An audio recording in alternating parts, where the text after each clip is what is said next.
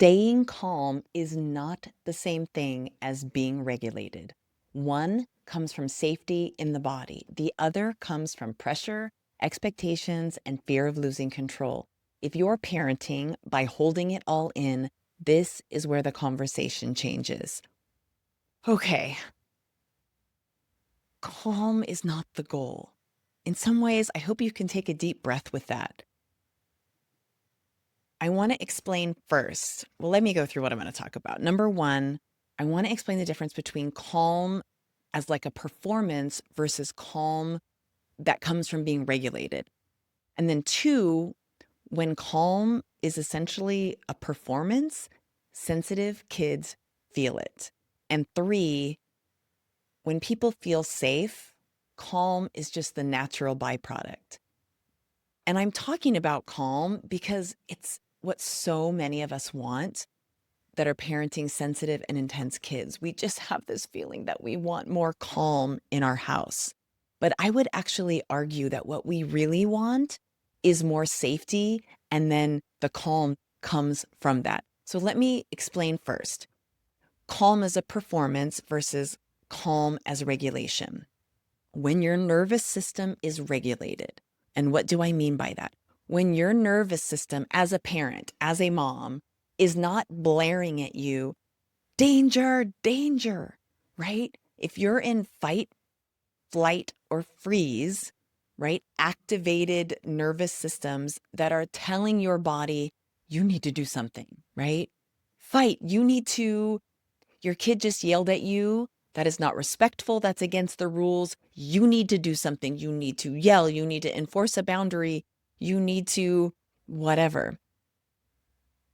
There is a difference when calm comes from a regulated nervous system and when calm is coming from that activated state, and yet you are suppressing it and then trying to act like a good mom would, a gentle, kind, calm mom, right? So on the one hand, you have a response that is coming from a place of whatever my kid just did, I'm okay in my body. My body's like, oh, your kid threw a fit when they couldn't get a toy at the store. That's okay. And here's how we're going to respond versus your heart beating because you're freaking out because your kid's laying on the floor in Target because they didn't get the Minecraft mini fridge. Hi, that's me. Your heart is pounding and you can't take deep breaths and they're shallow and you feel like your face is getting hot and you're starting to feel embarrassed and you start trying to use a calm voice because you don't want anyone in Target to see you lose your cool. That's calm as a performance. You're not really calm in your body. So in that instance, your kid's not calm because they didn't get their toy. You're not calm because you're like, oh my gosh, I have to get out of this place. And this is like, I've had a long day already and blah, blah, blah, right? Versus a situation where, notwithstanding the fact that your kid is on the floor at Target making a scene, you feel okay. And then you're responding from that place of safety.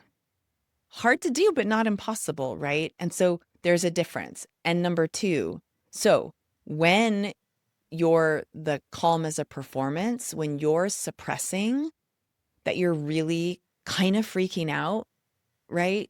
Inside, sensitive kids, no, they can feel it. They take in everything from their environment. Their brains, there is all kinds of intelligence. It's not just IQ. It's not just like your kid can read in advance of their grade or they can do math really well. There is all kinds of intelligence, emotional and physical, psychomotor, and sensitive kids, in whatever their profile is, have deep intelligence in certain areas. They take in more. And so they can tell. They know when their mom is pretending to be calm and when she is calm. They can feel it. So what that means is when you're performing calm,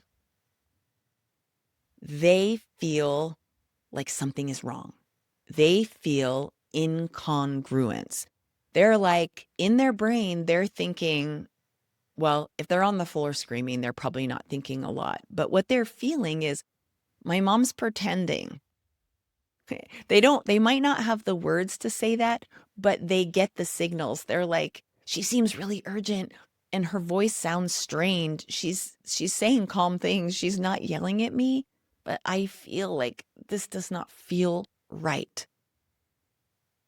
3, so what do we do? So the goal is when around calmness is regulating the nervous system will bring the calm. So our number one job as parents is safety, keeping our kids safe. But that doesn't only mean keeping them from running out into the street without looking both ways and being hit by a car. It's so much more than that. It's feeling safe in their bodies as well. And we obviously want to keep ourselves. As adults, that's our number one job, is to keep ourselves safe. So we have a nervous system that is like our internal alarm system.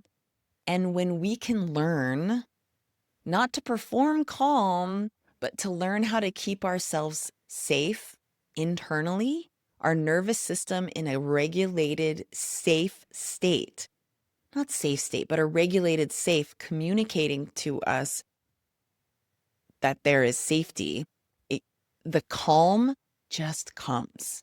It just comes because your body knows there's nothing to get riled up about. We can handle this. There's no problem here. And that can happen in so many different ways. That's another video. But once you understand that calm can be performed instead of felt, the next question becomes a little uncomfortable, actually. What happens when parenting styles are basically asking moms to override their bodies in order to stay kind or gentle or not lose their cool? And that's what we need to talk about next. And I'll see you in the next video.